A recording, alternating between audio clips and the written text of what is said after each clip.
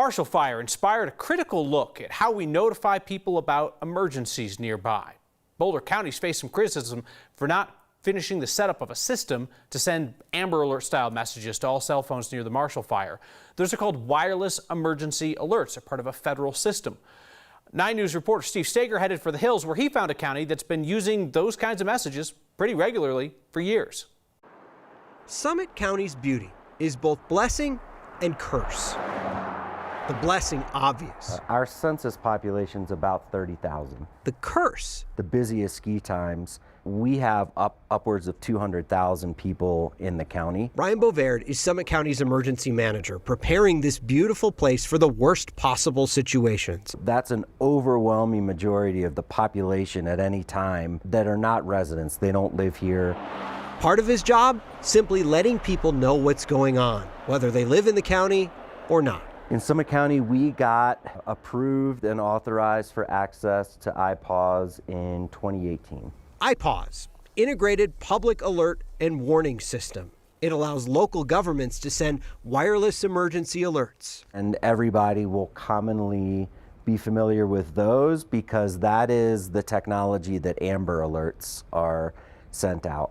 iPAWS uses different technology than a call or text message. So if the cell network is overwhelmed by too many calls or your service is bad, it can still reach your phone. Unlike an opt-in system, which runs off a list of contacts who've signed up, iPAWS should reach all phones in a certain area. But there's this kind of false understanding in general that it has to be the end of the world before you send out a wireless emergency alert.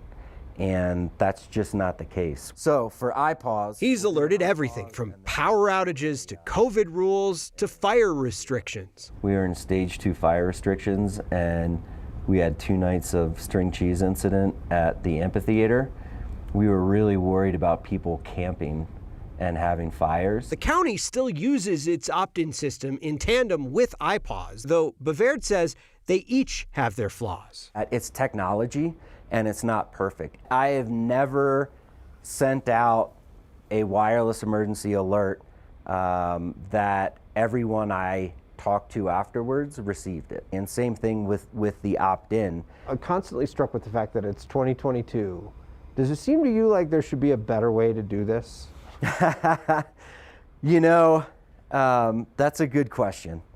And I think we've come a long way. I do think that we're making progress, and I do think that, you know, through experience and technology evolves, I do think we're getting better.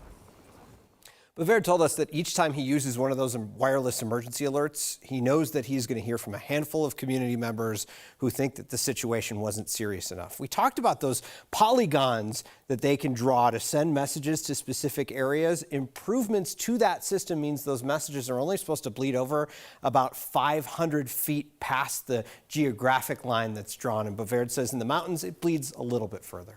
I think people would be interested in how well it works there, because of course the concern is if it goes too widely, all of a sudden it's like, boom, you've got the entire city of Boulder accidentally evacuating when the fire wasn't a threat to Boulder, just to other communities. Then you've got roads clogged. That's one of the concerns. But Bovaird says what really is key here is being super specific in how you're messaging this out. So if you're going to evacuate an area, you have 360 characters in that alert. You could say, here are the boundaries of the areas that we're evacuating, so people know where they're supposed to get out, and the other people who don't live in that area know, stay put.